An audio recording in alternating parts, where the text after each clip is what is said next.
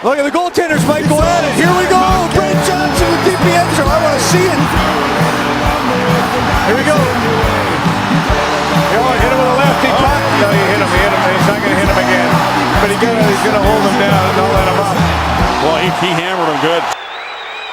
Everybody on their feet. And Gretzky moving in.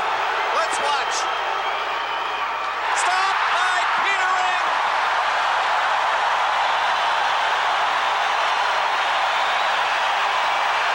Well, Wayne Gretzky with 702 goals couldn't make it 703 on the penalty shot.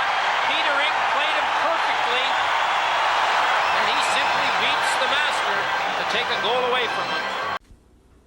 Before the Maple Leafs ruined Vesa Toskala, even before they ruined Andrew Raycroft, and way, way before they ruined Justin Pogge, they ruined Peter Ring. Now, we all know the Toronto Maple Leafs have a long history of ruining goalies by putting Stanley Cup expectations on the shoulder of a young goalie who isn't really ready for that kind of spotlight. And admittedly, Peter Ring was never going to set the world on fire, but he wasn't exactly given the chance either.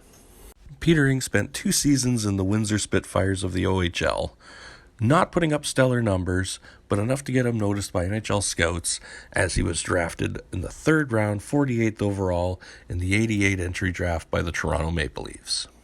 He would spend another year seasoning in the OHL, splitting his time between the Windsor Spitfires and the London Knights.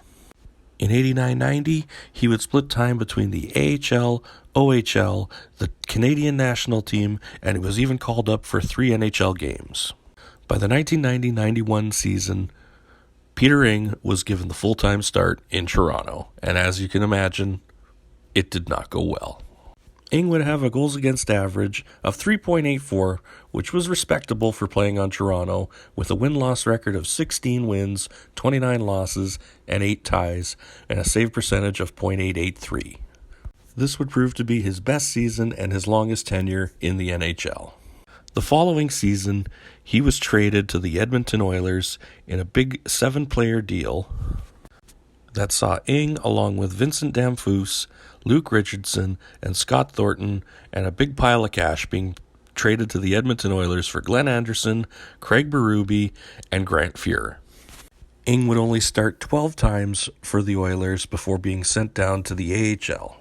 In 1993, he was then traded to the Detroit Red Wings organization for a 7th-round pick in the 94 draft, which ended up being Chris Wickenheiser, a goalie who would never play an NHL game. Ing would bounce back and forth between the AHL, IHL, and even the Colonial Hockey League in 92-93, and only play 3 NHL games with the Detroit Red Wings in the 93-94 season. By the 94-95 season, Peter Ing was a full-time goalie in the International Hockey League. But even that wasn't meant to be, as in the 95-96 season, he was traded from the Fort Wayne Comets, from which he played 31 games, to the Cincinnati Cyclones, where he would play 1 game, in which he would let in 8 goals. This would lead to his retirement from active duties as a goaltender.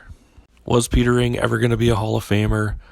That answer is no, but will go down in hockey history as a goalie in a long line of goalies ruined by the Toronto Maple Leafs. It's old-time hockey, the way you're supposed to play. You throw a little lumber if a guy gets in your way.